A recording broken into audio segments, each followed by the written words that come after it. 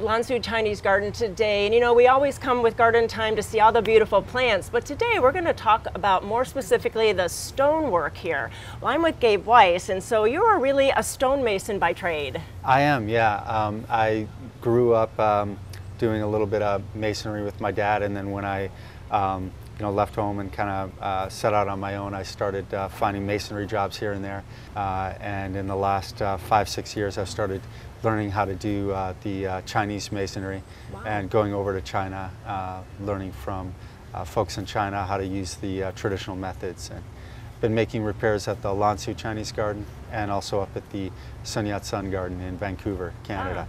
And you know, I could see, like you were talking about this one pavilion behind us that has some work that's needed, but we kind of compared that with some other work that's already done. So it really is still beautiful and still so special, and just in the, like you said, traditionally. Yeah, so you can see with this pavilion here, as I was pointing out before, the kind of cracks that happen periodically.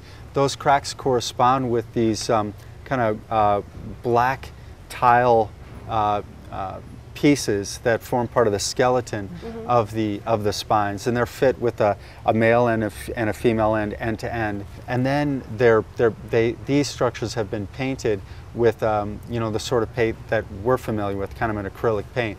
The problem is the masonry, because it overlies timbers, and the timbers expand and contract with moisture, the masonry can't really hold itself up in the air, so small cracks inevitably form, and then water is able to enter into the masonry. It pools, it saturates the clay elements, and then when it freezes, those clay elements spall and they expand quite a bit.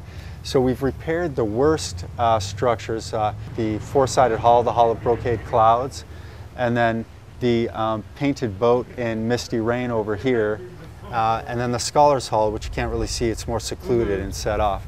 So Gabe, it's not just the structures that you repair traditionally, as you work on the pathways too, so tell us a little bit about that. Yeah, so the mosaic walkways here are beautiful. Anyone who's been to the garden and walked around, they vary from one area to the other. So the pattern over here, the Seven Suns walkway, is very different from the plum blossoms and cracked ice that you see in the Scholars Courtyard.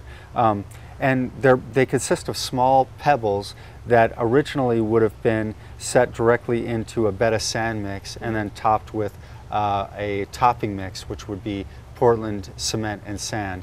Over time, individual stones will get knocked out, or smaller areas will fall apart, and then it's a bit of a trick to set a new stone where there's one missing.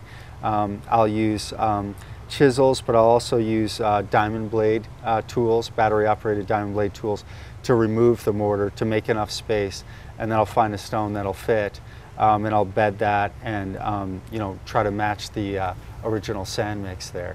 Oh, excellent. Well, whenever we come here, we always just admire everything here, and it's really the craftsmen of people like you, and then the gardeners here, all the people that work on the horticulture end. So really, it's always interesting to come here, and we always have to remember to notice all of the buildings, everything around it, because it's symbolic, but it's also that craftsmanship that goes into a building of this kind of a garden of this kind of expanse.